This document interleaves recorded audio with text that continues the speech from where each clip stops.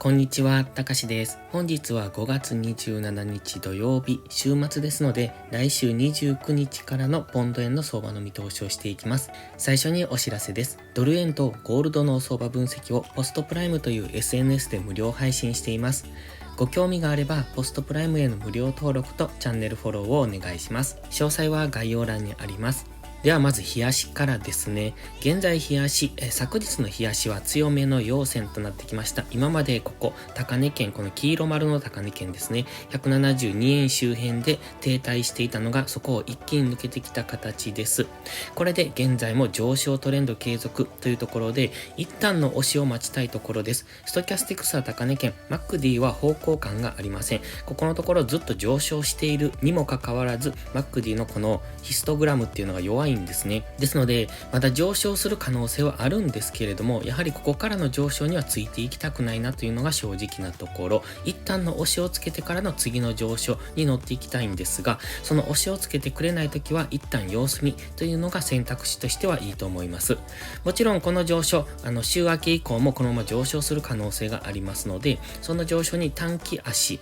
でついていくのもありだとは思いますが、基本的に今上位足のストキャスティクスが高値圏にあるってことは、少なくともこの日足単位での調整がどこかで入ってくるということになりますので、それがどこで入るかわかりません。買い足で上昇についていった場合は、そこが最高値で、そこから日足単位の調整の下落に入るということもありますので、焦ってトレードするのではなく、機会損失を逃がすとか、そういうふうに考えるのではなく、優位性のあるところでどれだけ損失を減らすのかというトレードの仕方を考えていくのがいいですね。まずは儲けようとしない。どうしても目先の利益にばっかりこだわってしまって、上昇したらそこに乗っていけなかった機会損失を考えてしまうんですが、そうではなく資金の損失を出さなかったというところにフォーカスを当てて、ここで逆張りして損失を出さずに今生還していてよかったなというふうに考えるのがいいです。まずは優位性のあるところでトレードするですね。損切りまでの距離をどれだけ縮めて、いかに上手に損切りをして優位性のあるトレードをしていくかを心がけていくと、損失もおのずと減ってきますし、上手なトレードがしていけるようになりますので、今はまず待つ期間になってきてます。これはトレードスタイルにもよりますので、人それぞれだとは思いますが、基本的に初心者の方っていうのは機会損失をよく考えたりしますので、そうではなくしっかり待つんだっていうこと、ほぼほぼトレードは待つ時間が長くなりますので、そちらの方にフォーカスしていただければと思います。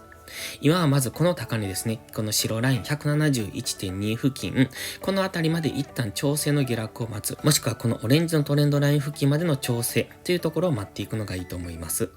チャンネル登録してね。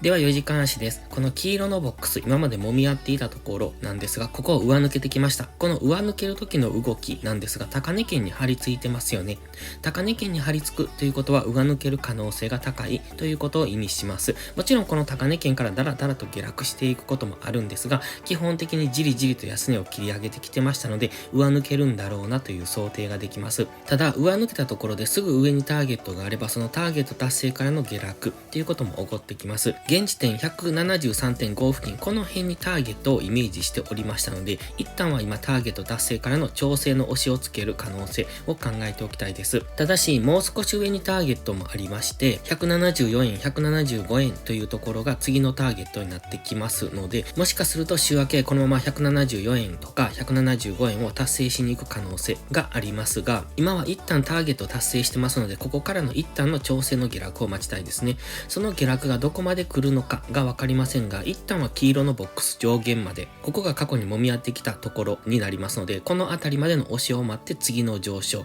で、ここでもし押しをつけないのであれば、先ほど日足で言ってましたオレンジのトレンドライン付近までというところを考えておきたいです。ただオレンジのトレンドライン付近まで下落してくると、4時間足の GMMA を下抜けてきますので、次の上昇は比較的上値が重くなると思います。その場合はじりじりと下げる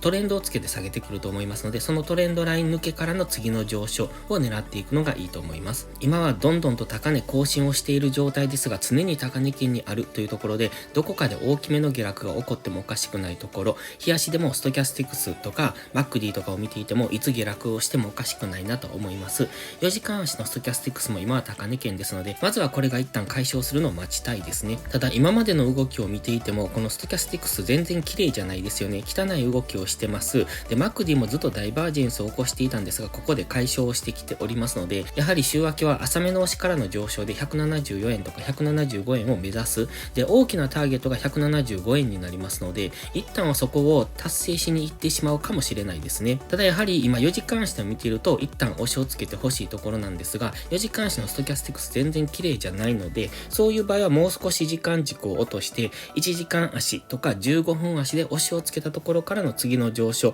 ていうのを考えておくのがいいと思います。理想としては黄色ボックスの上限もしくはこのトレンドライン付近なんですが、そこまで今は下げない可能性も高いですので、そうなるともう少し時間軸を落としてそこからの押し目買いっていうのを考えていくのが良さそうです。ただ天井は近いと思います。174円、175円、そして175円を到達すれば大きく下落する可能性がありますので、現在はそこに近いところに来ているということは結構売り圧力も入りやすいところ、こういった停滞も起こりやすいですし、上がったと思ったら大きく下げられてみたいな動きをする可能性が高いところに来てますので、引きつけてトレードしていくことが大切です。では1時間足です。1時間足のストキャスティクスも高値圏ですね。今高値圏にありますので、まずは前回のこのゴールデンクロス、このあたりですね、40% ぐらいのところでしょうか、そのあたりまで下げてくるのを待って、そこからの次の上昇の流れみたいなのを考えておくと、もしかするとこの平行チャンネルの上限ぐらいまで押しをつけてくれるかもしれませんね。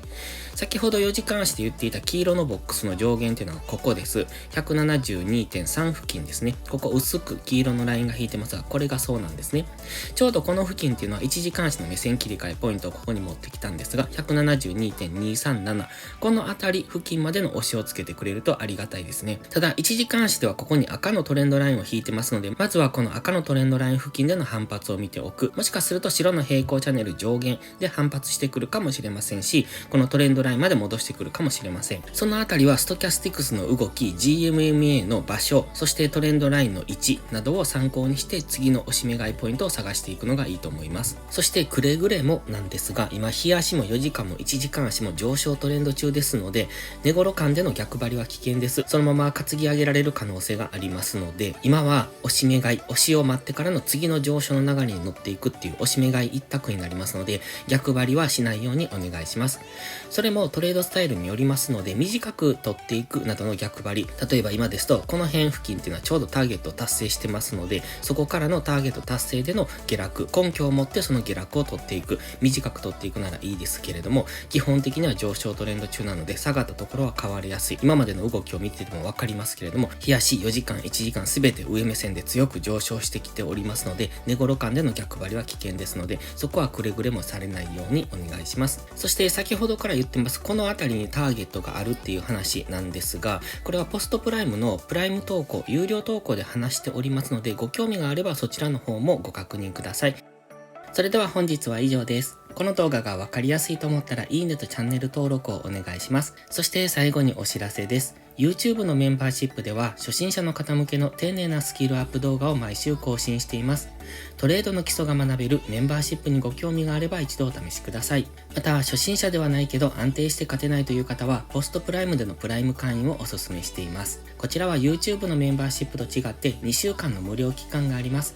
7月からプライム会員価格を値上げしますので、少しでも気になる方はお早めの行動がお得です。今登録すれば値上げ後も今の価格が適用されます。ぜひ無料期間を有効にご活用ください。詳細は概要欄にあります。それでは今週もトレードお疲れ様でした。来週も一緒に頑張っていきましょう。たかしでした。バイバイ。